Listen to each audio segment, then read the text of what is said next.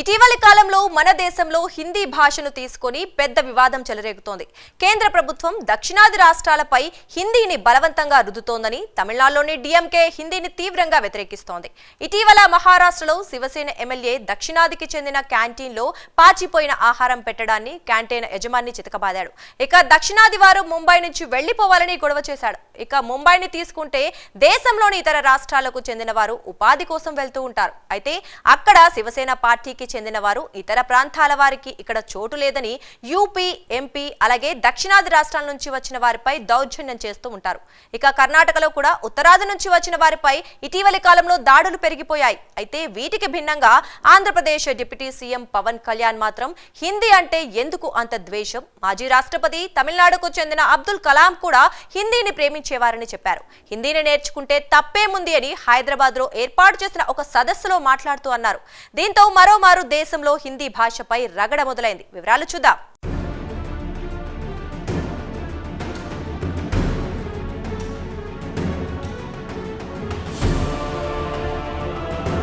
హిందీ భాషపై వివాదం గత కొన్ని దశాబ్దాల నుంచి మన దేశంలో కొనసాగుతోంది. హిందీ భాష ఉత్తరాది భాష అని దక్షిణాది వారు అభ్యంతరం వ్యక్తం చేస్తూ ఉంటారు. హిందీని తమపై బలవంతంగా రుద్దుతున్నారని తమిళనాడుకు చెందిన డిఎంకే ఇప్పటికే పలుమార్లు అభ్యంతరం వ్యక్తం చేసింది. తమిళనాడులో కొన్ని దశాబ్దాల నుంచే ఉద్యమం కొనసాగుతోంది. తమిళనాడులోని షాపులపైన కానీ ఇతరత్రా ఎక్కడా హిందీ భాషలో షైన్ బోర్డులు కనిపిస్తే ధ్వంసం చేసేవారు. ఇక మహారాష్ట్రలో అయితే ఇటు దక్షిణాది వారికి వ్యతిరేకంగా అటు ఉత్తరాది వారికి వ్యతిరేకంగా దౌర్జన్యం చేస్తూ ఉంటారు. ఇటీవల కాలంలో ముంబై ఇతర రాష్ట్రాలకు చెందిన వారిపై దౌర్జన్యాలు పెరిగిపోయాయి. అలాగే కర్ణాటకలో కూడా ఉత్తరాదిపై దాడులు జరిగాయి. ఇలాంటి తరుణంలో ఆంధ్రప్రదేశ్ డిప్యూటీ సీఎం పవన్ కళ్యాణ్ మాత్రం హిందీపై తన స్టాండ్ ఏంటో స్పష్టం చేశారు. ప్రస్తుతం దేశవ్యాప్తంగా హిందీ భాష గురించి గొడవ జరుగుతోన్న తరుణంలో పవన్ స్పందిస్తూ హిందీ మాట్లాడాలంటే ఎందుకు సిగ్గుపడతారని ప్రశ్నించారు. దేశ ప్రజలు ఖచ్చితంగా హిందీ నేర్చుకోవాలని, ఇంగ్లీష్ ఎలా మాట్లాడతారో హిందీలో అలానే మాట్లాడాలన్నారు. దేశ ప్రజలను కలిపే భాష హిందీ అని పవన్ స్పష్టం చేశారు.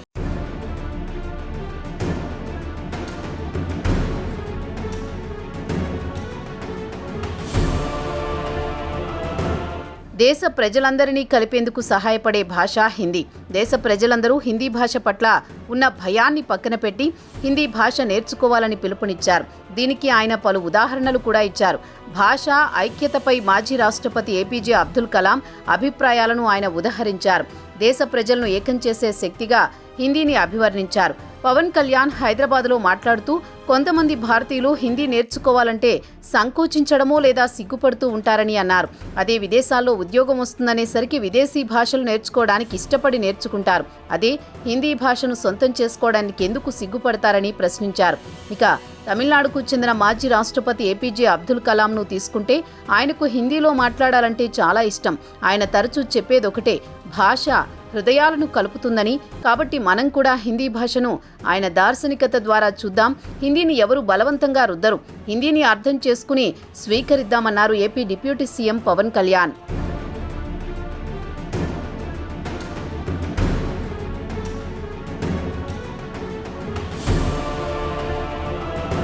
హిందీని బలవంతంగా రుద్దుతున్నారన్న వాదనను ఆయన తోసిపుచ్చారు. బదులుగా హిందీ భాష కమ్యూనికేషన్ సాధనంగా మనకు బాగా పనికి వస్తుందని పవన్ వివరించారు. హిందీ తప్పనిసరి కాదు. ఇతర భాషలతో పోల్చుకుంటే దేశంలోని అన్ని రాష్ట్రాలకు చెందిన ప్రజలు సులభంగా అర్థం చేసుకోగల భాష అని ఆయన వివరించారు.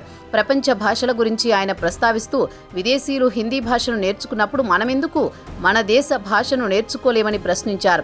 ఉదాహరణకు ఉద్యోగం కోసం జర్మనీ వెళితే జర్మనీ నేర్చుకోమా, అదే జపాన్కు ఉద్యోగం కోసం వెళితే జపనీస్ నేర్చుకోమా అని ప్రశ్నిస్తూ అదే హిందీ భాష నేర్చుకోవాలంటే ఎందుకో భయపడుతూ ఉంటారు. భయాన్ని వదలండి, సంకోచం వదలండి, హిందీపై ఉన్న ద్వేషాన్ని వదలండి, హాయిగా హిందీ నేర్చుకోండి అని ఆయన సలహా ఇచ్చారు.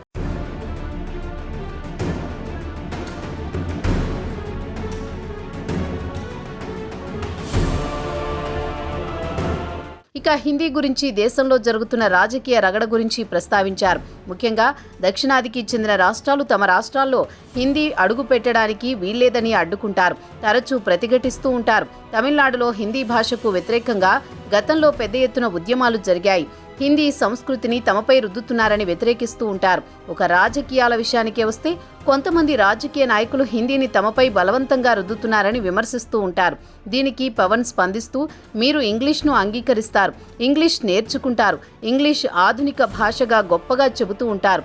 అదే హిందీ విషయానికొస్తే ఎందుకు సంకోచిస్తారు? హిందీ భాష నేర్చుకోవడం వల్ల తప్పేంటి అని ప్రశ్నించారు. అన్ని భారతీయ భాషలలో హిందీని ఉమ్మడి భాషగా అభివర్ణించారు. హిందీ భాషను ప్రాంతీయ ద్వేషంతో చూడరాదన్నారు. హిందీ భాష ద్వారా ఇతర రాష్ట్రాల ప్రజలతో తేలికగా కమ్యూనికేషన్ కాగలమని, తమ అభిప్రాయాలను వారికి అర్థమయ్యేలా చెప్పవచ్చని అన్నారు ఏపీ డిప్యూటీ సీఎం.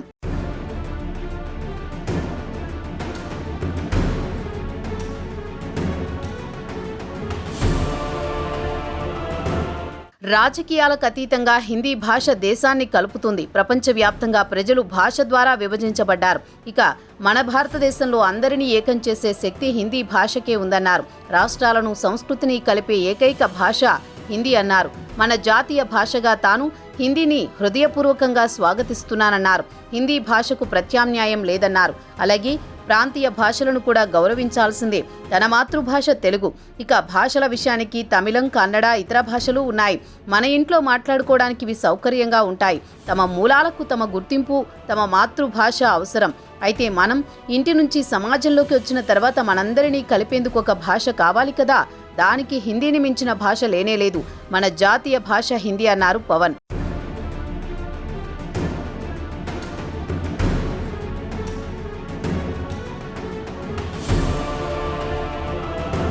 హిందీ గురించి ఆయన తన అభిప్రాయాన్ని ఒక సామెత రూపంలో వివరించారు.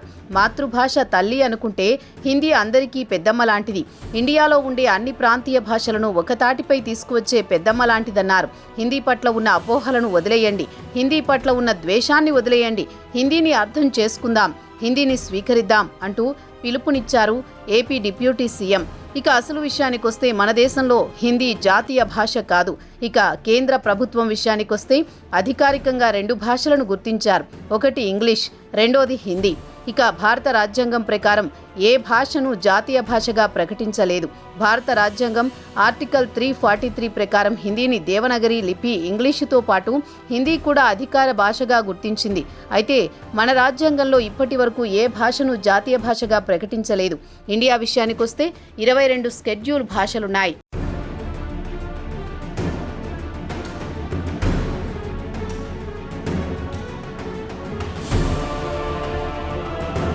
అధికార భాష విషయానికొస్తే హిందీ, ఇంగ్లీష్ను కేంద్ర స్థాయిలో అమలు చేస్తున్నారు. పార్లమెంటరీ ప్రొసీడింగ్స్ని కానీ కేంద్ర ప్రభుత్వాల మధ్య కమ్యూనికేషన్కు ఇంగ్లీష్, హిందీలో జరుగుతూ ఉంటాయి.